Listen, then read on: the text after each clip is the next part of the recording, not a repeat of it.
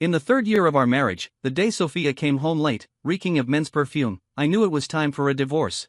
In my past life, her comatose first love, David, woke up on this day. His memory was stuck in the year when they loved each other the most. Just after waking up, David couldn't take care of himself. During that time, I would accompany him in the hospital. At 12 o'clock at night, Sophia dragged herself back, exhausted. She, who used to be a clean freak, was now covered in the pungent smell of disinfectant. She changed her shoes, then lay wearily beside me, and said in an assertive tone, "My head hurts. Give me a massage." Sophia closed her eyes, habitually rested her head on my lap, and naturally took my hand and placed it on her temple, just like she had done many times before. When she came home from work in the past, I would always thoughtfully help her relieve the fatigue of the day. When I massaged her well, Sophia would praise me, "Your skills are no worse than those of the masters outside." Every time at this moment, I would feel a great sense of accomplishment. She didn't know that I had learned this especially for her. But this time, I didn't move. Sophia slightly frowned. I pretended not to notice, picked up the divorce agreement I had prepared long ago, and said softly, "Sophia, let's get a divorce." She, who had just been resting with her eyes closed, suddenly opened her eyes, sat up, and looked at me in shock and anger. "James, are you crazy?" "I'm not crazy. I just don't love you anymore. The James who loved you died in that car accident in the past life. Now, let's start the story. If you like it, remember to subscribe." When did I start liking Sophia? It was so long ago that I can't even remember. We were childhood sweethearts and had a betrothal since we were kids. Before David appeared, Sophia and I had a great relationship. She would wait for me after school on her own initiative, and then we would walk home together. When I couldn't figure out a math problem, she would say helplessly but affectionately, "You're such a little fool. If our future child's IQ is like yours, it'll be over." At this time, I would pretend to be angry and ignore her. Then Sophia would buy my favorite milk tea to coax me. The milk tea was really delicious and addictive, just like my love for Sophia.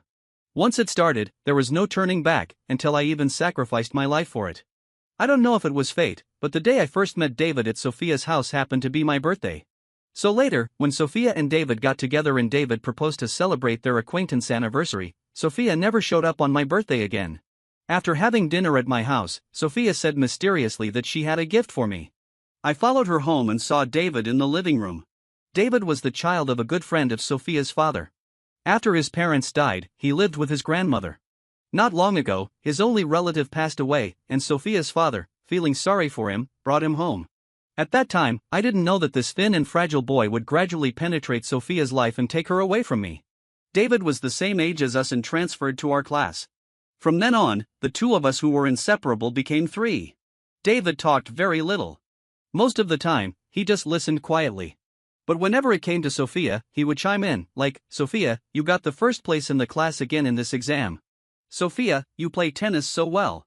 Sophia, your problem-solving idea is clearer than the teacher's." As a boy myself, I could tell David's little thoughts. I was also uneasy at times. But Sophia seemed to dislike him very much. She privately complained to me more than once, "He's so affected, like a little green tea." Still, our James is better. He's so stupid and cute. I still remember that the sunset glow was particularly beautiful that day. On the spacious playground, our two shadows overlapped. In my ears was Sophia's soft whisper, "James, let's be together after we graduate from high school." At that moment, my heart beat extremely fast, and my face turned so red that I couldn't lift it when I nodded. After confessing our feelings, Sophia deliberately distanced herself from David. But they lived under the same roof, which was an unchangeable fact. I noticed something was wrong when Sophia would talk about David when we were alone. "David is really stupid. He even hurt his hand while cooking. How could someone like bitter gourd? He's really hard to figure out. He cried during dinner last night, saying he missed his parents." Her tone changed from dislike at first, to pity, and then to a faint smile at the corner of her mouth when she mentioned him. I felt very uncomfortable and even strictly prohibited the mention of David's name in my presence. Sophia smiled and scratched the tip of my nose, saying, "Okay, I'll listen to you, my little jealous one." After that, we lived in peace for a while. But loving someone can't be hidden. We would mention that person inadvertently. Just like I would mention Sophia 9 times out of 10 sentences in front of my friends, and just like Sophia would blurt out David's name in front of me again and again, and even the way she addressed him became affectionate unconsciously. But most of the time, she would just call me by my name, James. The outbreak came on the night of our high school graduation. I was originally going to confess my love to Sophia that day. But David called, saying he didn't feel well. Sophia left me without hesitation and headed towards David's house. In the heavy rain, my voice trembled as I shouted at her, "Sophia, do you like David?" Sophia didn't answer, but her unwavering steps said it all. A few days later, they announced their relationship on WeChat. Later, I went to a university in another city to heal my heart. Before leaving, I blocked Sophia and David. It was not until an accidental conversation that my mom mentioned David. That boy became a vegetable after falling. Whether he can wake up in the second half of his life depends on fate. At that time, it was just the senior year graduation internship. I majored in finance, and my parents asked me to come back and help in our family company. I saw Sophia again a month later. She came to my dad's company to discuss a project. Wearing a red dress, she was so glamorous that people dared not look directly at her. I was stunned for a moment, then nodded distantly as a greeting. But Sophia blocked my way. "When are you going to unblock me from the blacklist?" There were many people in the elevator, and they all looked at us. Sophia seemed determined to get what she wanted, so I could only bite the bullet and take out my phone. Sophia knew I was doing finance. After that day, she would ask me some financial questions every now and then. She also took the initiative to mention David to me. We had already broken up before he fell into a coma. I pretended not to see or hear, but I have to admit that my heart rate increased at that moment. Sophia chased me for about half a year, aggressively. Eventually, we got together. The following things seemed to go smoothly.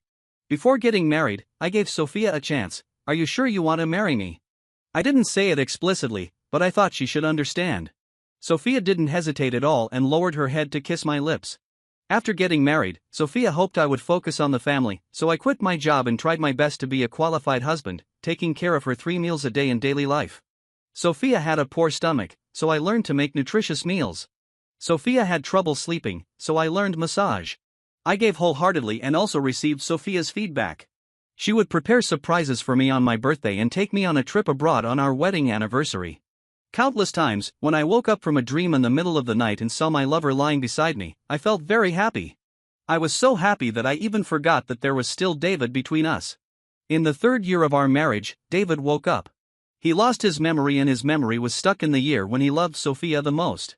He only recognized Sophia. If he didn't see her for a moment, he would start crying and threatening to commit suicide. Sophia began to go to the hospital frequently. I wasn't without doubts about the authenticity of the situation. I even went to the hospital to visit him with Sophia. But when David saw me, he seemed to be greatly stimulated, screaming and throwing things. Sophia explained that he couldn't accept the fact that we were married and asked me not to appear in front of David again, so as not to aggravate his condition. I said, "Wrong, Yuri, my wife. This is a fact. What if David's amnesia never gets better? Are we going to hide it for a lifetime?" Sophia's expression froze, and she said hesitantly, "Let's wait a little longer." That day, I didn't feel well and went to the hospital for a check-up. When I walked out of the doctor's office and was about to call Sophia, I looked up and saw David standing outside. He stared at me with hatred in his eyes and said, "James, you're an affair. Give me back my Sophia." He rushed towards me out of control. During the struggle, I hit the wall and scraped my elbow. "David, you and Sophia have broken up." I couldn't help but tell the truth. David's eyes turned scarlet, and he shouted at me, "No, I said that out of anger." The moment the words came out, David suddenly realized something was wrong, but it was too late. My heart sank suddenly, and I asked in confusion, "You're not amnesiac?" After a moment of panic, David calmly admitted, "James, don't be too complacent.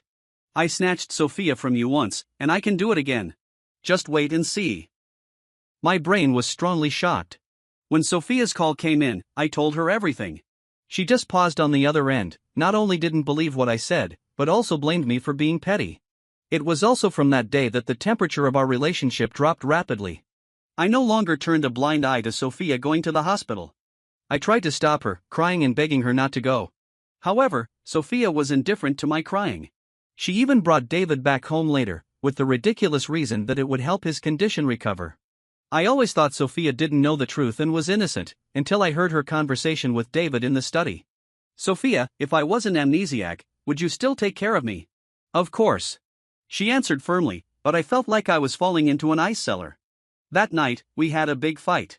Even at this time, Sophia was still deceiving herself, saying, "David is my younger brother." I was so angry that I was shaking all over. I couldn't stay in this house for a moment. When I walked out of the house, it was David who came after me first.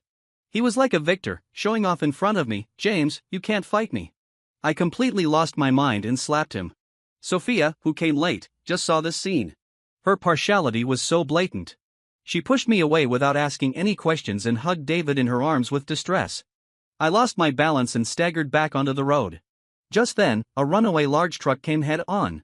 I couldn't dodge in time and fell in a pool of blood. Everything happened so suddenly. Before my consciousness dissipated, I saw Sophia rushing towards me like crazy. She shouted my name hoarsely, and her face was full of fear. I thought it was ridiculous. Shouldn't she be happy? After all, I, the only one who obstructed them, was dead.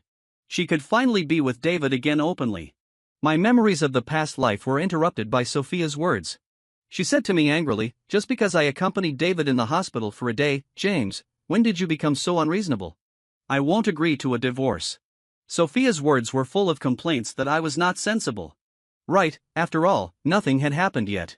Today was just the first day after David woke up. Facing her questioning, I was very calm. Before I could speak, Sophia's phone rang. She answered it in front of me. We were very close, and David's trembling voice clearly reached my ears. "Sophia, it's thundering outside. I'm scared. Can you come and accompany me?" Sophia's face instantly softened. She softly comforted him, "Don't be afraid. I'll come right away." Then she turned around and was about to leave.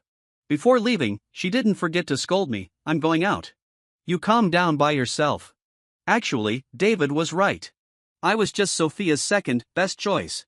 Sophia left in a hurry and even forgot to change her shoes. When the door opened, a cold wind blew in.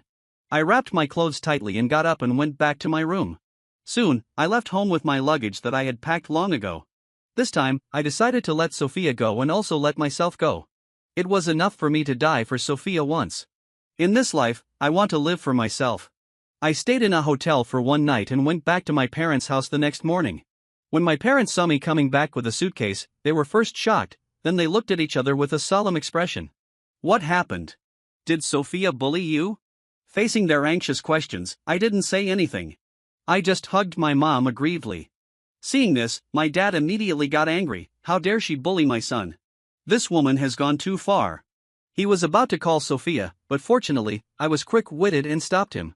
I sniffed my sour nose and said with a particularly serious look, "I'm going to divorce Sophia. Don't ask anything, and don't try to persuade me. I just want to have a good rest." I returned to my familiar room and lay on the soft big bed. Only then did my hanging heart completely relax. I slept very soundly this time. Until the evening, my mom knocked on the door and came in, saying, "James, Sophia is here. Get dressed and come out." Sophia had called me several times while I was sleeping. I looked at the time, and the earliest one was an hour ago. In the living room, the atmosphere was strangely awkward. Sophia was still wearing the same coat as yesterday. She was sitting opposite my parents, and no one was speaking. Until I appeared, 3 pairs of eyes looked at me in unison. Sophia reached out to pull me, saying, "James, why didn't you tell me when you came back to your parents' house? You made me worried." Worried. If I remembered correctly, it had been almost 20 hours since I left home. I quietly avoided her hand and sat next to my parents. I looked at her indifferently and said, "What do you want?" Sophia's hand froze in mid-air, and the smile on her face almost couldn't be maintained. She retracted her hand awkwardly and quickly adjusted her expression, coaxing me softly, "Okay, stop being angry. Let's talk about it when we get home." It seemed that she didn't take my words seriously yesterday. So, I emphasized it again, "Sophia, I'm serious about the divorce. And I've already submitted the divorce registration online. After the 30-day cooling-off period, we'll go get the divorce certificate." Seeing my tough tone with no room for relaxation, Sophia finally became serious. My mom gently tugged at my sleeve and interjected, "James, talk nicely. Don't mention divorce at every turn. What exactly happened?" My dad, who had been sitting aside without saying a word, also spoke. He looked at Sophia with an unfriendly expression. In my past life, when I was with Sophia, my dad was the first to oppose it. He was afraid that I would be hurt again. Unexpectedly, his words came true. In the end, it was the woman I had loved since I was a child who cost me my life. Thinking of this, an unknown fire burned in my chest that I clenched my fists. When I looked at Sophia again, I couldn't calm down. Facing my dad's questioning, Sophia tried to gloss it over. "David woke up. I went to the hospital to see him twice, and James was a little unhappy.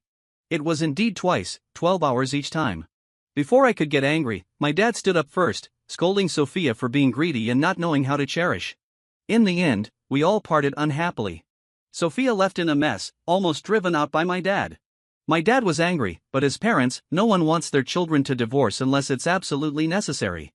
Besides, Sophia hadn't committed any major principal issues so far. My mom mentioned it a few times intentionally or unintentionally. James, you've liked Sophia since you were a child. It's not easy for the two of you to get together.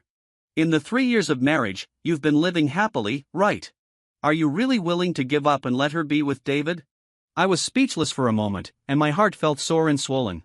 In my past life, I was reluctant to give up, so after countless quarrels, I still held on tightly to that nominal marriage. But what was the result? I pulled the corner of my mouth bitterly. If Sophia hadn't provoked me at the beginning and hadn't let me taste the taste of happiness, would I have had a different ending when everything happened? However, there are no ifs in real life. I put down my chopsticks, put away that bit of sad emotion, opened my phone, and found some photos, saying, "You guys look at this first." I handed the phone to them. After Sophia left last time, I had someone keep an eye on David all the time. Mainly, I wasn't sure if Sophia would obediently go through the divorce procedures with me after 30 days. Unexpectedly, the detective agency had an unexpected discovery. One night, when I went downstairs in the community to walk the dog, I ran into Sophia, who came to find me. What bad luck! I turned around to leave, but my wrist was grabbed, so I had to stop. I looked at her indifferently. Sophia's face was etched with fatigue, and there were dark circles under her eyes. It seemed that David had really given her a hard time these past few days. I tried to pull my hand away forcefully, but couldn't. Sophia rubbed her temples in annoyance and said, "James, that's enough. My patience is wearing thin. Go upstairs and tell your parents. Then come back with me later. I haven't had breakfast for days since you left, and there's no one to take my dirty clothes to be washed." Her words were filled with blame, as if I was being unreasonable. It seemed that I had been too good to Sophia in the past, which made her so presumptuous. I stared at her intently and said, "Sophia, when you chased me and married me, was it because you knew me well and thought I was suitable to be a husband, with a gentle and easy-to-control personality?" Sophia's pupils constricted. Presumably, I had hit the nail on the head. She said angrily, "James, are you possessed? Why have you become so heartless? David has lost his memory. He only recognizes me. Can't you put yourself in my shoes? You weren't like this before." I laughed and said, "What was I like before? A obedient and sensible nanny who centered everything around you and loved you wholeheartedly." For a moment, I even wondered if Sophia had ever really loved me. The answer I got was no. Sophia had always treated me like a nanny. The so-called kindness she showed me was just a reward for my good service. I didn't want to say another word to her. It was disgusting. I struggled hard and shouted, "Let go of me." Perhaps out of a sudden conscience, Sophia's attitude wasn't as tough as before. Her tone softened a bit as she said, "If you don't like it, I'll try to see David less in the future." "Do you really have to divorce me?" I replied without hesitation, "Yes. If you don't agree, it doesn't matter. I'll sue for divorce." I didn't want to entangle with her any longer. I directly bit her hand. Sophia yelped in pain and finally let go. I regained my freedom, took a step back, and distanced myself from her. Looking at this hypocritical woman, I said angrily, "Sophia, amnesia isn't an excuse. The fact that you two were kissing in the hospital is really disgusting. And, is he really amnesiac?"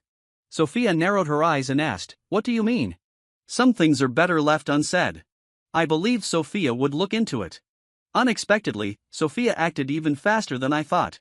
She called me from an unknown number. As soon as I answered and heard her voice, I wanted to hang up. But then she said, "Wooey misses you. Come back and see it." Wooey was a kitten I picked up. When I was reborn, it was sick and hospitalized in a pet hospital. During this time, I was so busy with the divorce that I actually forgot about it.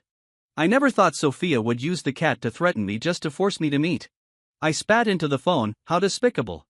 Sophia had never liked cats. I wasn't sure if she would go to extremes and harm Wooey. So, I rushed home in a state of anxiety. When I got to the door, I found a person squatting in front of Sophia's house. Presumably hearing the footsteps, the man curled up on the ground suddenly looked up. The surprise on his face instantly turned into hatred when he saw me. It was David, one of the people who had killed me in my past life.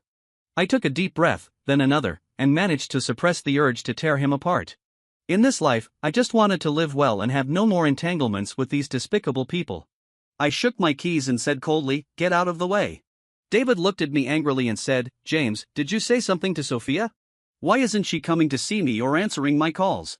He was wearing a hospital gown, his hair was a mess, and he was waving his arms around like a clown. Hearing this, I was slightly startled, but remained calm on the surface. I sneered and said, "Ask her yourself." This sentence seemed to hit David's sore spot. His face contorted, and he roared, "You've already mentioned divorce. What are you doing here? James, get out of here. Never show up in front of Sophia again. You're a thief who stole my life. Now that I'm awake, Sophia can only be mine." I was unrelenting and said bluntly, "Thief. I won't take this baseless accusation. Sophia spoils you, but I won't. First, I didn't cause your coma. Second, it was Sophia who chased me and married me. Third, we're not divorced yet. You're the one being the third party, making such a ruckus." The expression on David's face gradually cracked. Finally, I said, "Wish you success.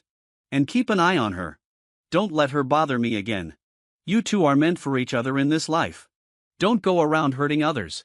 These were my sincere words, but David thought I was provoking him. He lunged at me with a ferocious face.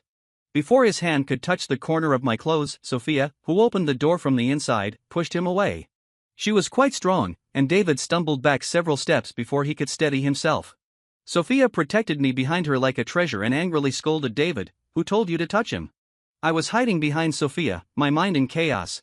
I couldn't help but wonder, is Sophia out of her mind?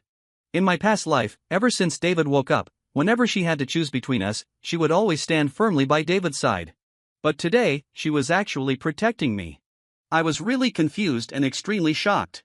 David was equally shocked. He looked at Sophia, biting his lips in grievance, and tears streaming down his face.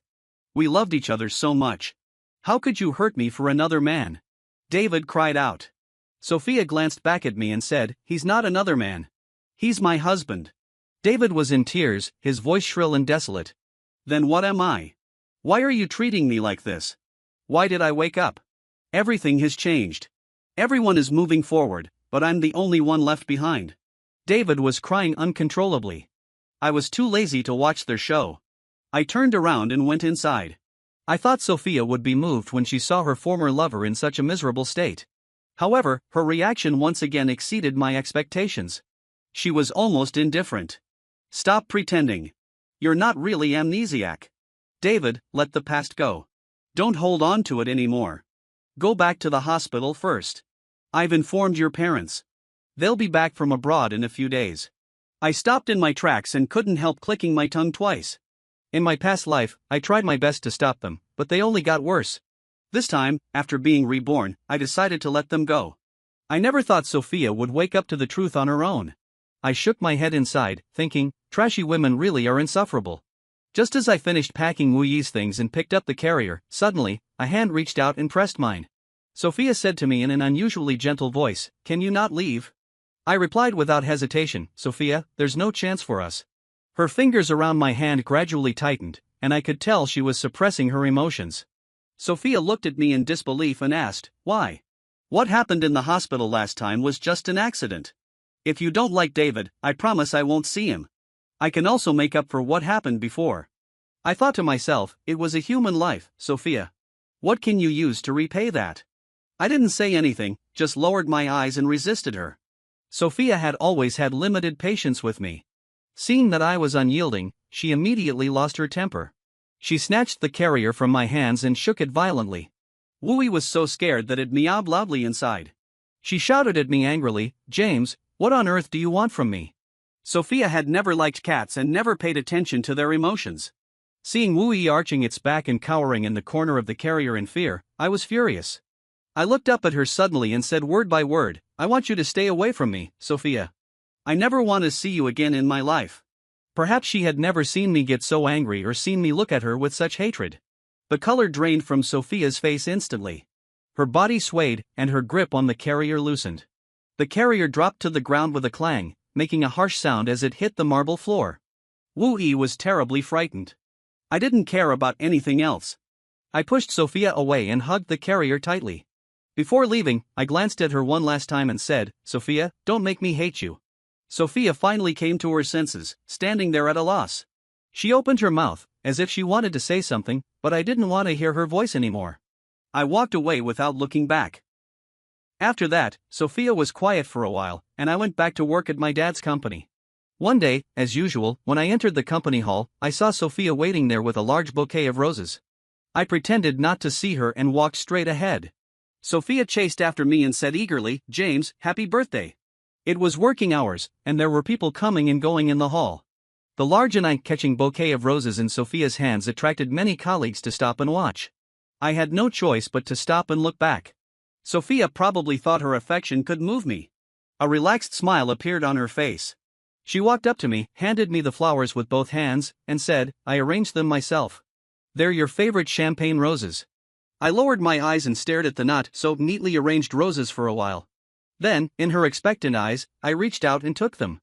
Sophia beamed with joy and couldn't wait to say, "I've also reserved a table at your favorite seafood restaurant for tonight. I'll pick you up after work." Just then, the security guard arrived late and started to disperse the onlookers. He stood between me and Sophia, waving his hand to shoo people away, and said, "Miss Sophia, Mr. James has given an order that you're not allowed to appear in our company."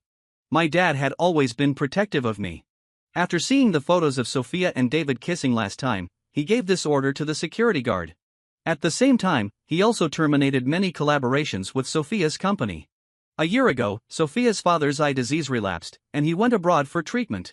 The company's affairs were fully entrusted to Sophia. Her abilities were not as good as her father's, and she had been struggling in the company. It was my dad's support that helped her gain a foothold step by step. This time, the termination of cooperation dealt a huge blow to Sophia. In my past life, she took my love for granted. In this life, I treated her like she was worthless, and now she was trying every means to please me. Sophia didn't move. She just looked at me quietly, waiting for my response. Although the security guard had the order, he didn't dare to act rashly. Everyone's eyes were on me. Under the gaze of everyone, I walked step by step to the trash can at the door with the roses in my arms and let go without hesitation. This was my response. I looked at Sophia and said, in my heart, "You're just like these discarded roses." Across the crowd, I saw Sophia's face turn ashen, and her eyes were filled with hurt. I indifferently withdrew my gaze and gave the security guard a look. Sophia was then escorted out. As she passed by me, she said, "My mom is back from abroad. She wants to see you." At this moment, I tried my best to maintain a calm appearance, but my heart was in turmoil. In my past life, her parents were very kind to me. When Sophia and David were dating, they were the first to oppose it, and it caused a big stir. After college, David met so many outstanding girls that he started to look down on Sophia. He would mention breaking up every time they quarreled. After doing this several times, Sophia got tired and agreed. After playing around outside, David wanted to come back. He even threatened to commit suicide, but ended up accidentally falling from the second floor. It was really terrifyingly extreme. All these things were later told to me by Sophia's mom. I was restless all day. In the end, I still didn't make up my mind to see them. My dad noticed my low spirits and gave me a few days off to go out and relax. On the day I was about to leave for the airport, as soon as I opened the door, I saw Sophia's mom pacing back and forth in the corridor of my house, wringing her hands. Our eyes met, and she showed a brief moment of embarrassment and unease. "James, are you going on a long trip?" she asked me with a forced smile. Once a close family member, now when we met again, there was a sense of distance and caution everywhere. A dense feeling of sourness welled up in my heart. I stepped aside and said, "Mom, why didn't you tell me in advance that you were coming? Come in quickly." "No, I won't go in." She waved her hand, looking ashamed. "I'm too ashamed to face your parents." I wanted to say that this was just a matter between me and Sophia, and had nothing to do with them. She didn't need to feel guilty. But the words got stuck in my throat. After all, marriage involves two families. With me and Sophia in such a mess, how could there be no estrangement between the elders? I still asked patiently, "Mom, is there something you want from me?" She wiped the corner of her eye, as if remembering her purpose. She looked at me softly and said, "James, Mom didn't come today to persuade you to reconcile. When you got married, Mom said that if you're not happy, you can leave at any time. Marriage is for happiness, and so is divorce. Now Sophia doesn't know how to cherish and is getting involved with David. Mom knows you've been wronged and supports you leaving. Regarding the property division, you're the victim and should take the majority. Don't worry about that. Tears welled up in my eyes uncontrollably, and I interrupted her, I don't care about the money. Besides, Sophia's father is abroad for treatment, and he needs money everywhere. She shook her head and said, it's kind of you not to care about money, but if we don't give you what you deserve, we'll have a guilty conscience. My eyes were blurred with tears, and I choked up several times, unable to speak.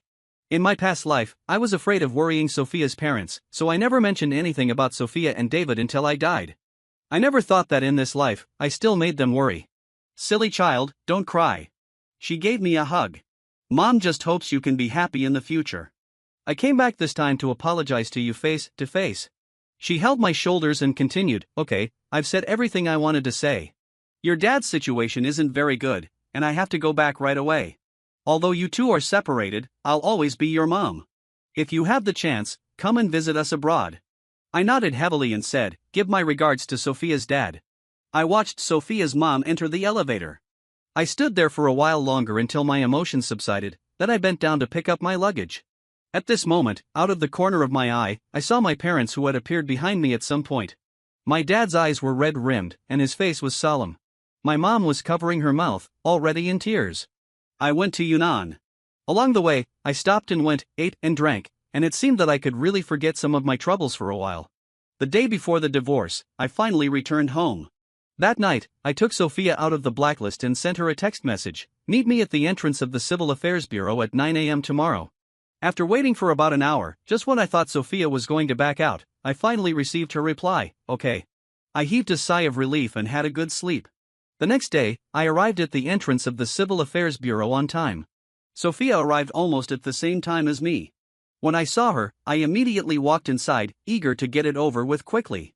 After walking a few steps, I realized Sophia wasn't following. My heart skipped a beat. I thought, is she going to cause trouble again? I frowned and looked back, just meeting Sophia's gaze. I hadn't looked closely just now, but in such a short time, Sophia had become much haggard. Usually, she paid great attention to her image, but now there were dark circles under her eyes, and her dress was wrinkled. A trace of struggle flashed in her eyes, and she asked, is there really no chance for us? Yes. Since the moment I was reborn, I had been waiting for this day. The procedures were completed smoothly. Before long, we got the brand new divorce certificates. Walking out of the Civil Affairs Bureau, I smiled from the bottom of my heart. A month later, I received several million in cash transferred from Sophia, along with the transfer agreements of several properties. A year later, Sophia's father passed away, and our whole family went to the funeral. That was the first time I saw Sophia after the divorce. I had heard some things about her situation. Without my dad's business support, she was exhausted by those ruthless directors, and the company's situation was much worse than before. Her work was already unsatisfactory, and to make matters worse, she was pestered by David. David had fallen into a coma before graduating from university. Now that he was awake, he had no working ability, and Sophia had become his last hope. But the more he tried to hold on to her, the more she got tired of him. The most intense time David made a scene, he resorted to his old trick and threatened to commit suicide on the rooftop of Sophia's company. He thought that no matter how heartless Sophia was, she wouldn't have the heart to watch him die. But this time, he lost the bet. Sophia didn't show up from start to finish. Completely disheartened, David lost all his rationality. He told Sophia that he had figured it out, wouldn't pester her anymore, was going to leave, and wanted to see her one last time. Sophia believed him, but this time, she almost lost her life. David walked into Sophia's office, took out a knife he had hidden in his bag beforehand, and laughed maniacally, if I can't have you, I'll destroy you. During the struggle, Sophia's face was injured, leaving a hideous scar, and David was sentenced to 10 years in prison for attempted murder. After paying my respects to Sophia's father, I had a brief chat with Sophia's mother. When I was leaving, as I passed by Sophia, she seemed to want to say something but held back. She wanted to reach out and grab me but didn't dare. In the end, all her thoughts condensed into one sentence, "Are you doing okay?" I didn't look at her or say anything. I just walked past her, and in my heart, I silently replied, "Every day away from you is a sunny day."